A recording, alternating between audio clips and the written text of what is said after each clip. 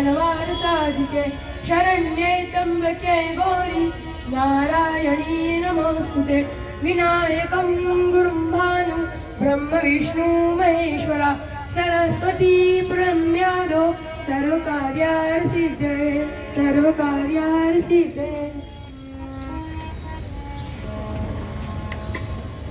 महाकाय सूर्यकोटि समप्रभ निर्विघ्नं कुरु मे देव सर्वकार्येषु सर्वदा। Ganesha, the master of intellect and wisdom. He is the lord of beginnings and the remover of obstacles of both material and spiritual kinds. Interestingly, he also places obstacles in the path of those who needs to be examined.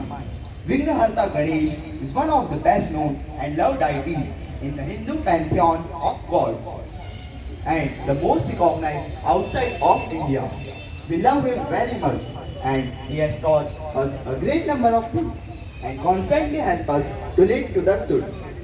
He demonstrates important traits that each aspiring leader should inculcate in order to succeed. Big elephant represent broad thinking and wisdom. Small eyes represent focused vision. Big ears represent good listener. Trunk represent careful and alertness. Big lesson that absorb everything and adjust. Broken tusk represent the sacrifice.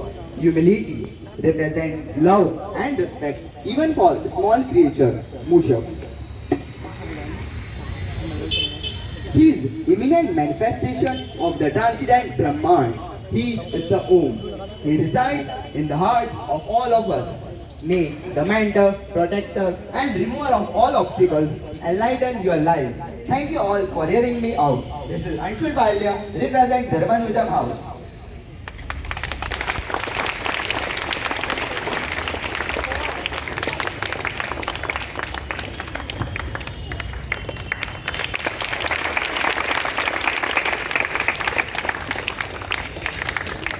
Motivation is a scam. As you all know that motivation